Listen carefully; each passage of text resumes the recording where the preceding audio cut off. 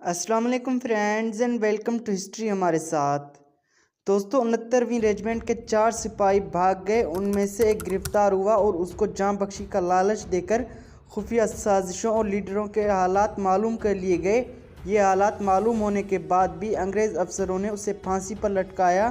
फ़ौज के कई ओहदेदारों और सिपाहियों को पकड़ा गया और कोई शहादत फराहम न होने के बावजूद 24 जुलाई 1857 ईस्वी को फांसी दी गई।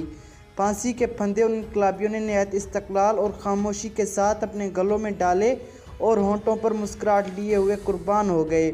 उन इनकलाबी सिपाहियों का सरदार सूबेदार मेजर नाहर खान था। पंजाब की सरजमीन ने काल कोठरी का एक और भयानक वाक़या देखा।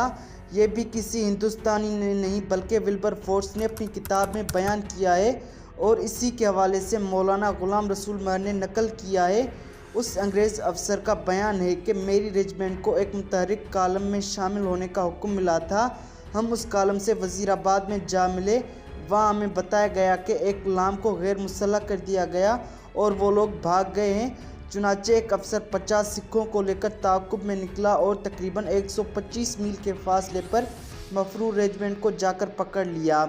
सिखों ने कहा कि अब हमारे पास आतिशबाजी का सामान कम है, लिहाजा गोलियां ना चलाई जाएं। अफसर तज़ब्ज़ुब में पड़ गया। वो इस बात के लिए तैयार न था कि उनको ज़िंदा छोड़ दे।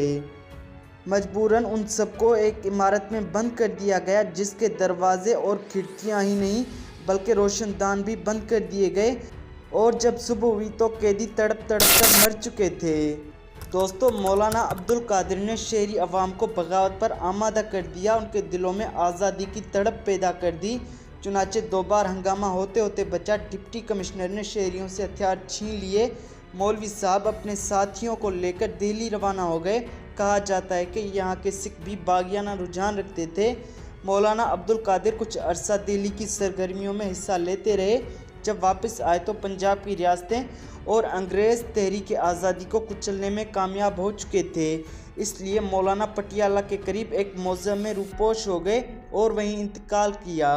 हज़रत मौलाना हबीबुर रहमान लुधियानवी का ख़ानदान आज भी उनकी यादगार के तौर पर दिल्ली में मौजूद है। जालंधर, पलूर और होशियारपुर वगैरह के इलाकों में बगावत हुई।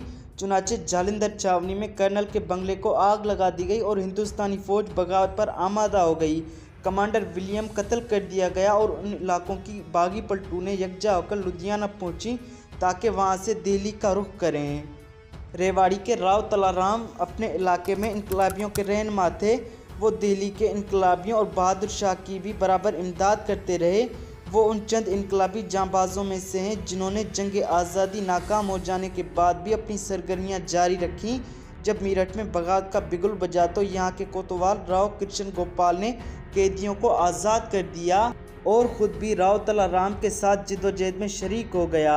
उस इलाके में 2 और वालियान रियासत यानी वालिय झज्जर और बल्लभगढ़ भी तहरीक आज़ादी में पेश थे।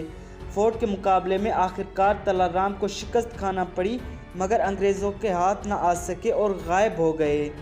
दोस्तों रावलपिंडी में 4 जून को बगावत का ख़तरा पैदा हो गया। अफवाहों ने अंग्रेज़ों को और भी परेशान कर दिया था। चुनाचे तमाम छोटे बड़े अफसर अपनी जगह छोड़कर फरार होने लगे। गोरा फौज को मुसल्लह रहने का हुक्म दिया गया, मगर अफवाहें गलत साबित हुई और जब बगावत ना हुई तो अंग्रेज़ी नादिरशाही का मौका मिला। हिंदुस्तानी फ़ौज को गोरा फौज की संगीनों और तोपखाने से घेरा गया और हथियार मांगे गए और ये हालात देखकर हिंदुस्तानी सिपाही भागे तो उन भागते हुए सिपाहियों पर गोलाबारी की गई और गोरों ने फायरिंग की। आखिरकार उन्हें गिरफ्तार करके हथियार छीन लिए गए। बगावत के ज़िलज़िले ने जहां मैदानों और वादियों में सरफरोशान वतन से कुर्बानियां ली, वहां सरसब्ज़ो शादाब मरी जैसे पहाड़ों पर भी उसकी गिड़गिड़ाहट पहुंची। चुनाचे मरी के कबीलों ने खुफिया तौर पर बगावत की स्कीम बनाई, जिसमें अब्बासी कबीला पेश रहा और हज़ारा से एक पीर साहब अपने मुरीदों के हमरा जंग आज़ादी में हिस्सा लेने के लिए पहुँचे। प्रोग्राम यह था कि कमिश्नर के बंगले को आग लगाकर ख़जाने पर कब्ज़ा किया जाए, मगर अंग्रेज़ों को उस खुफिया स्कीम की खबर जासूसों के ज़रिए मिल गई और उन्होंने अपनी फ़ौजी कुव्वत जमा कर ली।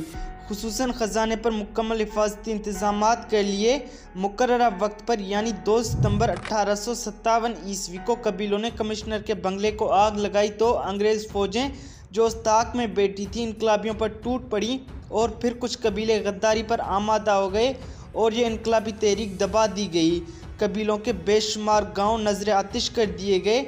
दोस्तों, इनकलाबी लीडर समद खान गिरफ्तार हुआ और उसको 24 साथियों समेत तोप से उड़ा दिया गया। दोस्तों, उम्मीद है आज की किस्त आपको पसंद आई होगी। अगर ये किस्त आपको पसंद आई हो तो वीडियो को लाइक और शेयर कर दें और चैनल को सब्सक्राइब कर दें ताकि आने वाली हर किस्त का नोटिफिकेशन आपको बआसानी मिलता रहे। मिलते हैं अगली किस्त में, तब तक अपना बहुत ज़्यादा ख्याल रखिए। अल्लाह हाफिज़।